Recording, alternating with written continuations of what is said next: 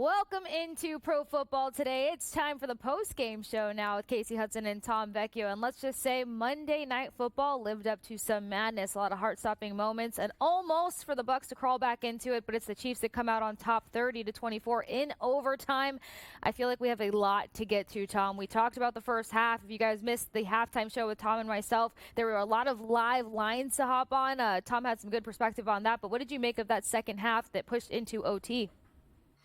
Yeah, it was exactly along the lines as I kind of spoke about. We were expecting more scoring. I thought the teams were going to move the ball. That's ultimately what we saw. And my take from the pregame show was, I don't want to say like 100% spot on because my same game parlay didn't win.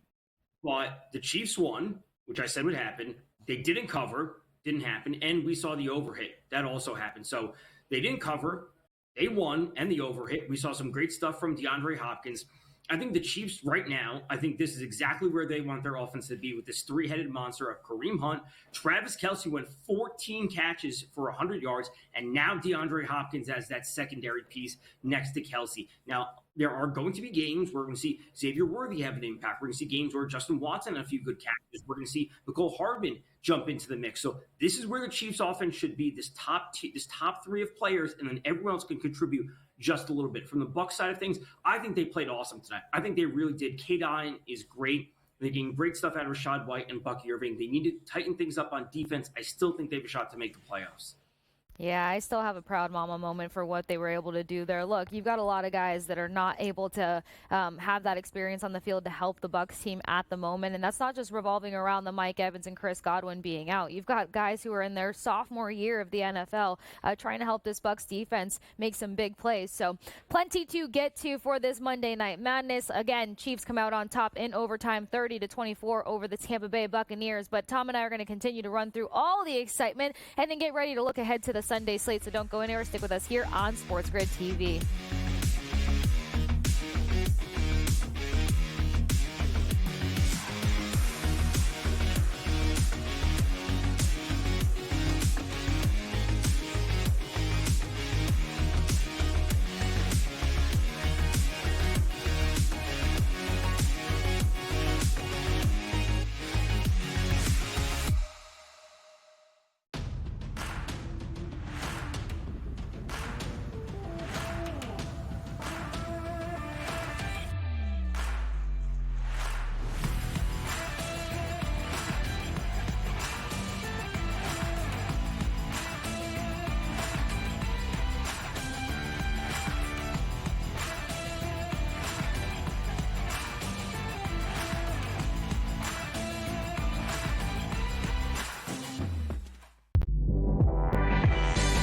Has fixed that hitch. He now shoots it at the top of his jump. His release is really pure. And right now he's shooting it at 49% from three. Now, I'm not saying he's going to shoot at 49% from three for the season. But if he's at 42, 43%, Lord have mercy, look out below. Jason Tatum, right now, my number 6 player in the NBA. Betting above the rim. Only on SportsGrid. Anyone that's been to a sporting event, the atmosphere before a game, I think Game Time Decisions has that same exact atmosphere. This is our arena. This is what we do. There is going to be an energy to Game Time Decisions that you will feel night in and night out. The excitement you get when you lock your bets in, when you're figuring out what you want to do, we can zone in on the biggest games each night. I want this to be the place that people come to before the games start so they feel as ready as possible to lock in their cards. We are going to hit every single one of those markets that you need to know about. We're going to go through every single thing, and I've got a great team behind me that's going to help me get the job done. There is not going to be a better place, I promise you, than Game Time Decisions to get that new information, react to it, and be able to then bet accordingly. We will have everything at our disposal, and we will use that to our advantage. I'm Kevin Walsh. Tune into Game Time Decisions from 6 to 8 p.m. Eastern on SportsGrid.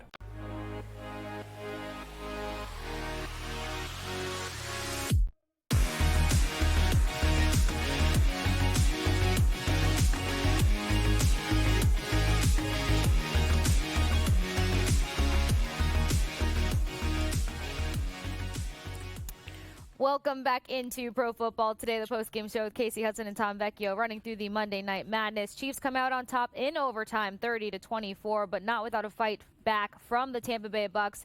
Look, you got Mayfield, 200 passing yards, 23 for 31. Irving on the ground, only 24 rushing yards, but that was kind of expected. We talked about that in the pregame show here on Pro Football Today with me, Tom, Adam, and Dave. The run-stop ability for the Chiefs did do exactly as expected, but K-Dotton, another great performance from K-Dotton. There was a lot of shaky moments over the past couple of years from Cade, but he's starting to solidify that confident role and being that first-string tight end for this team. 77 receiving yards, 1 touchdown, 8 receptions. And then on the other side, it was a big day for the tight ends. Travis Kelce, 14 receptions, 100 passing yards, but did not grab that touchdown that everybody was hopping on. And then you got Hunt, 106 on the ground, 1 touchdown. Patrick Mahomes closes out the night, 291, 3 touchdowns, and got a little shaken up there. A lot of things saying that it was probably a previous injury that started to get inflamed again, but we know Patrick Mahomes is going to take a lot more than that to take him out of the game. So let's jump back into what we saw in that second half heading into overtime, Tom, and kind of some of the props that worked out favorably.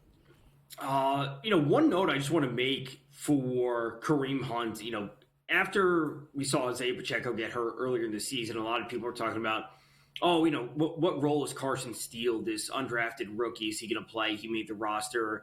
They go out and sign Kareem Hunt, and this is the 4th straight game that Kareem Hunt has had over 20 carries. And when we look at the backfield for the Chiefs, Kareem Hunt, 27 carries. His prop was sitting at 16.5. I spoke about him going over 16.5 carries. Samaje Perine with 1. Mahomes has his rushing with 2. Carson Steele with 3. Xavier Worthy has 2. There is no one close to Kareem Hunt when it comes to the backfield role that he plays. Now, Kareem Hunt barely plays a role in the passing game. So if the Chiefs operate normally, Kareem Hunt is going to see 20-plus carries every single game. That is what we're going to see. So that's a very clear spot to be looking. We then looked at Travis Kelce. We then looked at DeAndre Hopkins. When it comes to Mahomes overall, Vinny, if we can flash the graphics between the quarterbacks, 34 of 44, goes over his passing yard on completions. He goes over on attempts. He goes over on yards, and he goes over on his touchdowns. A huge game from Mahomes. And honestly, this is a game that we've kind of been missing from Mahomes over the past, maybe not just the past few weeks, but really to start the entire season. So it's all systems go for the Chiefs. Obviously, the injury is a slight concern for the Chiefs going forward, but they keep winning. That's what it comes down to. They just keep winning. They may not cover every game, but man, they got the pieces on offense now with Hopkins. I think they look great.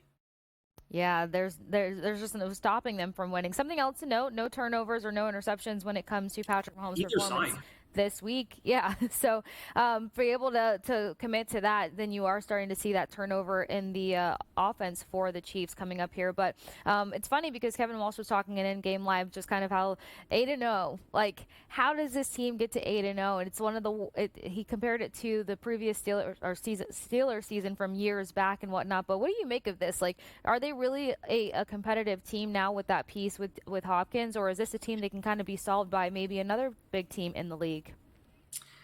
A part of me wants to say that it's just like this is version 2.0 of Brady and the Patriots. It's like no matter what you think of them, if Mahomes is out there and he's healthy and maybe not even fully healthy, like they're going to have a shot to win every single game. They may not cover.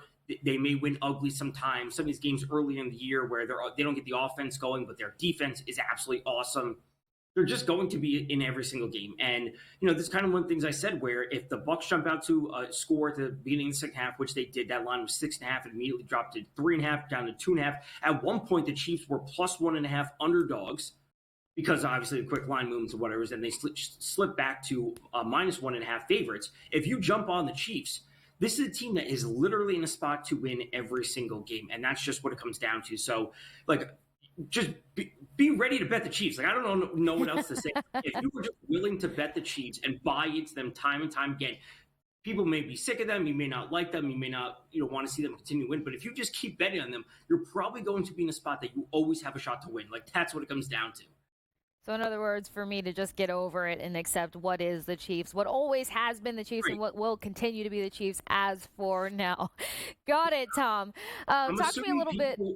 Huh? Yeah, I'm assuming people like felt the same way about Brady and the Patriots. Like they just are Yeah. always going to be a spot to win games. Just get on board or like don't complain about it. No, it's a good point though. I actually hadn't thought about comparing them to, the dynasty that was the Patriots and just a continuation of them always being in the mix. But you know what? I've got my own things to sort out through. I will figure it out here shortly. What I did want to ask you about is gauging DeAndre Hopkins from here on out because, of course, his first week, his debut was limited. We talked about it a lot on the pregame show, but more importantly, a big performance, 8 receptions, 86 receiving yards, 2 touchdowns. Now, moving forward, when you're probably looking at props and betting angles, is it worth saying that he's going to continue to be like a magic key piece for this offense? Because we know that he's always had a large role. He's always risen to the occasion no matter what the roster looks like. So what's the expectation moving forward?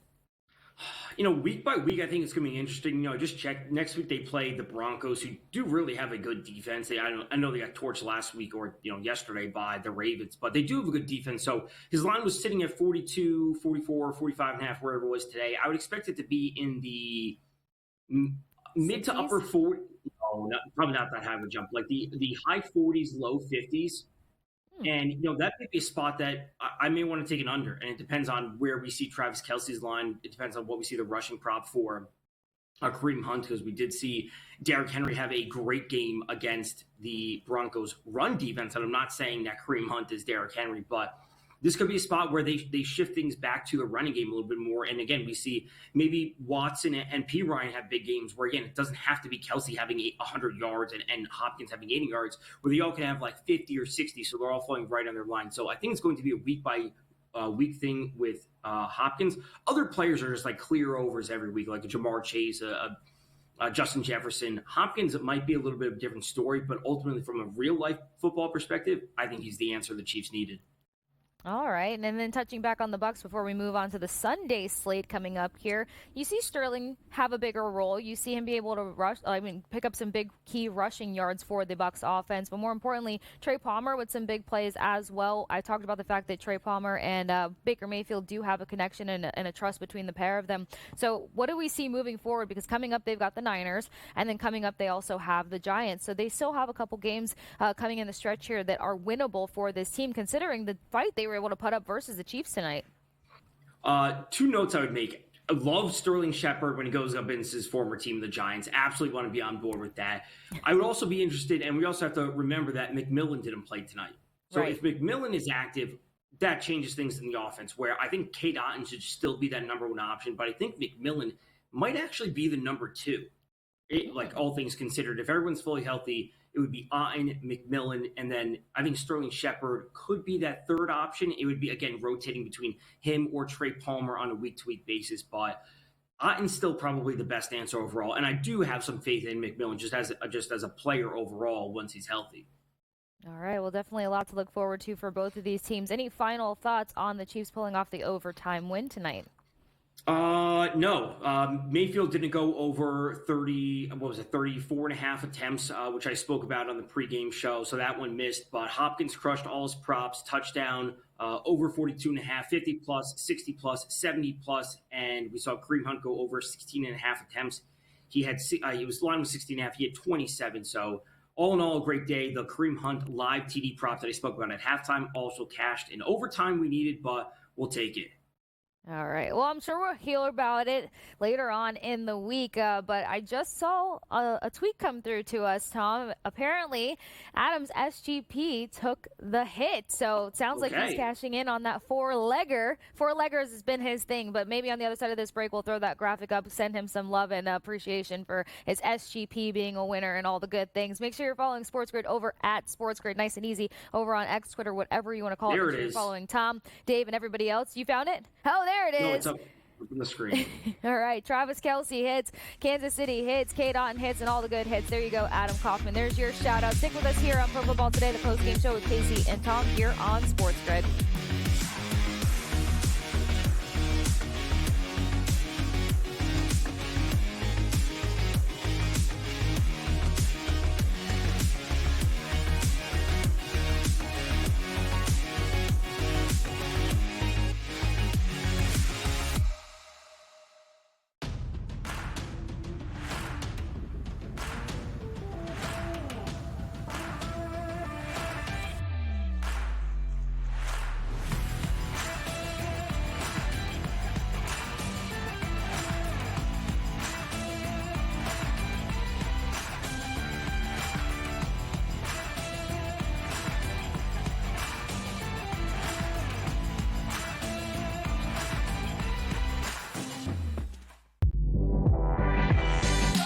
has fixed that hitch.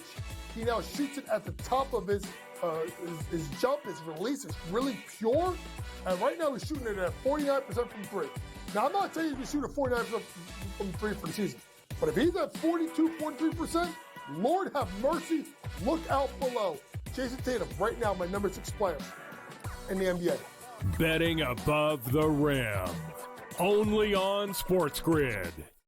Anyone that's been to a sporting event, the atmosphere before a game, I think Game Time Decisions has that same exact atmosphere.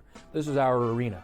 This is what we do. There is going to be an energy to Game Time Decisions that you will feel night in and night out. The excitement you get when you lock your bets in, when you're figuring out what you want to do, we can zone in on the biggest games each night. I want this to be the place that people come to before the games start so they feel as ready as possible to lock in their cards. We are going to hit every single one of those markets that you need to know about. We're going to go through every single thing, and I've got a great team behind me that's going to help me get the job done. There is not going to be a better place, I promise you, than Game Time Decisions to get that new information, react to it, and be able to then bet accordingly. We will have everything at our disposal, and we will use that to our advantage.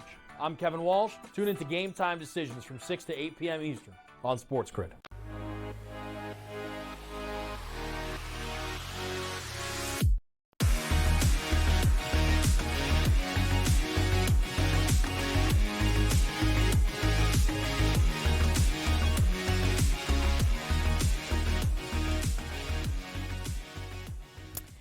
Back at it with pro football today, the post-game show with Kasey Hudson and Tom Vecchio. In case you missed it, Chiefs come out on top in overtime, 30-24 over the Tampa Bay Buccaneers, but not without a fight. Good Monday Night Football. That's what you asked for when it comes to the prime time breakdowns, but it's time for us to move ahead and look ahead to some of the games coming up on the Sunday slate. Now, we've got a number of games that are going to be heating up. We've got the Bengals versus the Ravens, Giants, Panthers, Patriots, Bears, and so much more. I'm trying to figure out where the best place is to start, but you know what? Let's take it to the top. Bengals, Ravens, what do we think here? Yeah, this is the Thursday night game that we'll be here, just in a couple days doing. Like I said, the Bengals have really been playing better over the past few weeks. Their defense is better. They're allowing only about 20 points per game. It's down from about 29 the first few weeks. They're allowing fewer yards, they're picking up more sacks, et cetera, et cetera. But the Ravens are just a wagon, and ultimately, I don't see how I can possibly take an over in this game at 52.5. I know how good the Ravens are on offense, but this is an important divisional game, especially from the Cincinnati side of things, on a short week. This is just like a classic AFC North matchup. It has under written all over it. So under 52.5, and I guess there's probably not props posted yet. There's passing props posted just for Lamar. There's no rushing props. I mean, it's probably just going to be Derrick Henry doing some type of 80-plus yards or whatever it might be. Like, that's what it comes down to. But under 52.5, absolutely. Which team is this win or loss going to say more about? Because as you mentioned, Bengals are starting to get a little bit better, start finding a rhythm. But we have a Ravens team that's going to try to make a case that they can compete and take to the top of the AFC here. So which team's got a lot more pressure on their shoulders? I think it's the Ravens to keep things going, because if the Bengals lose, we'll just say, you know what, the Ravens are amazing, and this is the team that we thought the Bengals were. Like, they're kind of just waffling in the middle, essentially. But if the Ravens lose, it's like they've had some weird losses. Like, they lost to Kansas City, call it what it is. But then, they lose to the Raiders at home when they blow this lead. And, there are some, like, holes to poke in the Ravens as a team overall. I think they'll get them ironed out, and they kind of, like, largely have. But I think this is, I don't want to say like a must-win game for the Bengals to save their season, but I think that's what we're approaching. So under 52.5, Ravens probably win. I don't know if they cover. Well, at least we have this for Thursday. So much for us to dive into, and it'll make for a great Pro Football Today pregame show as usual. Now, I actually cannot wait to see what this game turns out to be. We got the Bills versus the Colts. Colts bringing a lot of defensive pressure, even though their offense can't get much of a rhythm, but being able to slow down the Bills can make for a more interesting game. We saw the Bills have a narrow escape past the Miami Dolphins this past weekend, or I guess just yesterday, whatever day it is, Tom. But what do we foresee with this one? 4.5 on the spread, 47.5 on the total. Well, I'm glad you went to this one and didn't bring up Giants, Panthers, or Pats, Bears, because I have no interest in talking about those games. I will if I have to, but I don't want to. This game's far more exciting. What did we see from the Colts last night? And it's one thing that we spoke about last night, like 24 hours ago on the post-game shows. The Colts didn't score an offensive touchdown last night. They had a sack fumble return for the touchdown, and then they had 2 field goals, if I remember correctly. They just didn't get it going on offense. Their running game was inept with Taylor, who's usually awesome. They didn't get the ball downfield to Josh Downs or Adonai Mitchell. Pittman played a modest role at best, and they were just outmatched by a superior Vikings team. And that's basically what we have with the Bills. The Bills are the superior team from top to bottom, left to right, A to Z, you name it. The Bills are just the better team here. I'm not sure how they don't cover this game. The only way they don't cover this game is if we see some fluke things where Josh Allen throws interceptions and they're pick sixes and it's this and that, and we see Jonathan Taylor go for 5 touchdowns as they did against Buffalo a couple of years ago. Like, that is the only case where the Bills do not win this game going away. Yeah, that's a good point. I'm sure the Colts are going to be like, we're going to be disruptive defensively, and we're going to do what we did to the Vikings for the most part. But the Bills team are going to be a completely different beast to bear, that's for sure. Now, this one's got to be circled on the calendar. I'll make it more interesting for you, Tom, because I agree. The other games, we don't have to talk about it until Thursday night. We'll wait. But Steelers versus Commanders, 2.5 on the spread, 46.5 on the total. This is a game where we're going to see a lot more of the grit and the grind that the Commanders have, and they just continue to rise to the occasion. Keep games close with some of the top teams in the nation. Going against a tough defense with this Steelers team, we're going to see offensively how the Steelers can be more progressive. But what's the expectation around this exciting game? So first off, I would say, Steelers coming off a bye, which is generally good for teams getting a little bit healthier, a little bit rested up. Brian Robinson didn't play for the Commanders in their most recent game. What does that look like? We saw James Daniels. Obviously, he was listed as questionable 2 weeks ago in the Hail Mary game against the Bears. He's got a great defense. If they can get after him early, I think this has to turn into a ground game for the Commanders, where we see a Brian Robinson and Austin Eckler. I would probably be interested, as tough as it can be to say, to take unders on Terry McLaurin. As we saw him have a modest game in terms of yardage yesterday against the Giants and together with 2 touchdowns. But if the pass rush from the Steelers is able to get after Daniels, he could be in for a big rushing game. He could do that. But I think the rushing game, specifically from Brian Robinson, if he's good to go, and Austin Eckler, will be the key part that the Commanders do end up covering. Yeah, any team that's really had a shot has had to have the ability to get their ground game going. Now, kind of on the expectation level of things, do you think that we can see a more consistent game and flow from the Steelers offense, Russell Wilson, Pickens, and so on and so forth, starting in that first half at least? I won't say first quarter. You guys know I'm a nut about the first quarter, but at least in the first half. Like, there's been enough time between the pair of them now to get something better going. I would say so. I would say that if the, Here's what it comes down to. The Commanders can score points consistently. At least that's the team I have faith to score points. I don't know if the Steelers can. So the Steelers want to slow this game down. If this game turns into a shootout and the Commanders put up 30 points, the Steelers can't keep up with them. Right? So the Steelers need to slow this game, and they want to try to win this game like 21-17, 20-14 kind of game, which I'm not sure their defense is capable of slowing down the Commanders. Because, again, if the Commanders get out and score 30 points, I don't think the Steelers can keep up with them. Yeah, I just don't particularly see it getting to any sort of shootout. But a couple more things to break down when it comes to the games coming up on this Sunday. As a reminder, Tom and I just mentioned it, for the Thursday night football matchup, make sure you rejoin us on Pro Football Today. It's going to be the pregame show with Tom, myself, and the rest of the crew. Stick with us here. We got one more rally on SportsGrid TV. Don't go anywhere. We'll catch you on the other side of this quick break.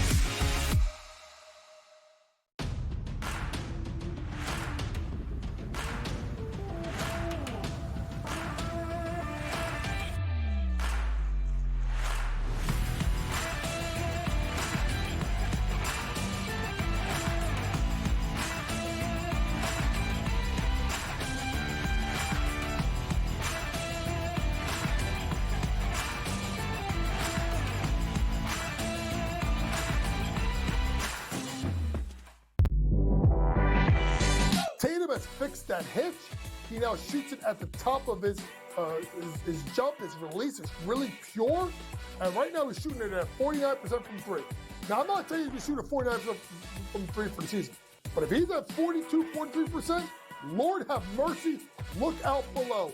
Jason Tatum, right now, my number 6 player in the NBA. Betting above the rim. Only on SportsGrid. Anyone that's been to a sporting event, the atmosphere before a game, I think Game Time Decisions has that same exact atmosphere. This is our arena. This is what we do. There is going to be an energy to Game Time Decisions that you will feel night in and night out. The excitement you get when you lock your bets in, when you're figuring out what you want to do, we can zone in on the biggest games each night. I want this to be the place that people come to before the games start so they feel as ready as possible to lock in their cards. We are going to hit every single one of those markets that you need to know about. We're going to go through every single thing, and I've got a great team behind me that's going to help me get the job done. There is not going to be a better place, I promise you, than Game Time Decisions to get that new information, react to it, and be able to then bet accordingly. We will have everything at our disposal, and we will use that to our advantage. I'm Kevin Walsh. Tune into Game Time Decisions from 6 to 8 p.m. Eastern on SportsGrid.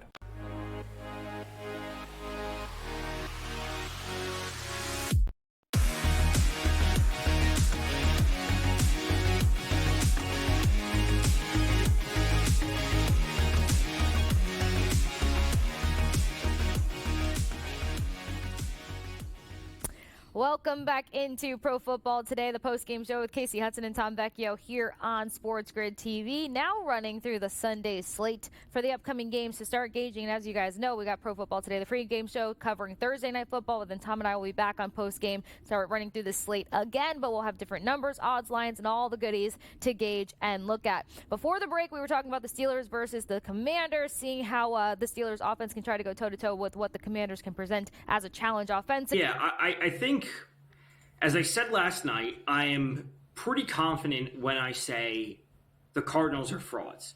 Now, I'm not confident in a Jets team, but confident in a Jets team minus 1.5, that might be a little bit different. Again, the Cardinals lost to the Bills, the Lions, the Commanders, and the Packers. They beat the Rams. Rams weren't fully healthy. They beat the 49ers. 49ers have been a complete mess this season. They beat the Chargers, the Dolphins, and the Bears. Like, none of those are impressive wins to me. Like, this is a team that's running on the good side of variance. If what we saw from the Jets in their most recent game on Thursday night, if they are actually starting to put the pieces together, they should be able to win this game, because I am buying into the fact that I don't think the Cardinals are as good as their record indicates. When you are beating a Chargers team 17-15 and you're relying on a last-second field goal, you're beating the Dolphins 28-27 and relying on a last-second field goal, and then you're beating a Bears team who are just completely inept on offense, when you're getting smoked by the Bills in Week 1 that came storming back, you're getting blown out by the Commanders 42-14. This Chargers team, this Cardinals is not that good as their record indicates. I actually like the Jets with a bit more confidence than I think I've ever said over the past 2 years for them. Wow. Well, I'm right there with you, too, though. I just think that in a number of ways, the Cardinals are more solvable than the Jets if the Jets get out of their own way, which, as you alluded to, I mean, we started to see those puzzle pieces fall into place here. So they should have a better script to be able to match pace and take over that game versus the Cardinals and show who is who for that Sunday matchup. 4:25 ET is when that one goes down. Now, we did figure out that ET? Eastern time? I mean, you referred to as Eastern. I don't think anyone's referred to it as a movie title before, but go ahead, proceed. You're welcome. You'll think of it forever and ever. Thinking of the Eagles versus the Cowboys, Cowboys going to be without Dak Prescott for a hot minute, and we've seen their offense struggle tremendously. Their defense, beat up since the beginning of the season. So how do we even start to come in on this one? The spread sitting at 7, total sitting at 42.5, and I'm sure a lot of people were probably hopping on the Eagles quick and fast with this one. Yeah, and, we spoke about this last night. It was 6.5 last night. It moved to 7. Dak's been essentially ruled out. CeeDee Lamb has an AC joint sprain. The Cowboys may be getting Micah Parsons back. The Eagles are probably going to be without A.J. Brown. We've been talking about the Eagles multiple times where they didn't cover at home against the Browns when the Eagles were 8.5-point favorites. I think it was 3 weeks ago, because they didn't cover last week against the Jaguars. They beat the Bengals 2 weeks ago, but then the week before that was when they didn't beat they beat the Browns but didn't cover. So it's like, man, do we really want to go back to the Eagles, or do we go to a team at the Cowboys who have lost their quarterback? Everyone probably agrees the Cowboys are not good, maybe without their star wide receiver, and have been picked apart by opposing defenses, on defense, they've been picked apart by opposing offenses left and right. This game is a complete mystery to me. I would side with the under at 42.5 just because I don't have any faith that Cooper Rush with a non-CeeDee Lamb offense are going to be able to put up points, and the Eagles could really this game like 21-10 or 21-3. Yeah, it's going to be a messy one. Now we're up against the closing out here, but quick thoughts on Lions versus Texans. 3 on the spread, 48.5 on the total, and this should be a fun tango to watch. The Lions are the class of the NFL. I've said it before. They're the class of the NFL. They are going to win this game. If we see the Texans and they continue to be without Nico Collins, who may be coming back from IR, that may be one thing. But the Lions are the best team in the NFL. They're going to cover this number, and they're going to win because that's just what they do. All right, nice and simply put, but that's a great way to say it. The class of the NFL. And you know what? After everything they've been through in the past 2 seasons, who is not rooting for the Lions just to continue to find success? I mean, unless you're like a massive Chiefs fan or whatever, but that's not the case here. But make sure you come hang out with Tom, myself, Dave Sherapin, and Adam Kaufman on Thursday for Thursday Night Football. We get things going with the Pro Football Today pregame show. That's where we give you props, odd lines, and all of the fun and excitement. But as for tonight, it's a wrap for Tom and myself. I hope everybody had a wonderful Monday Night Football match, and we'll catch you here on SportsGrid.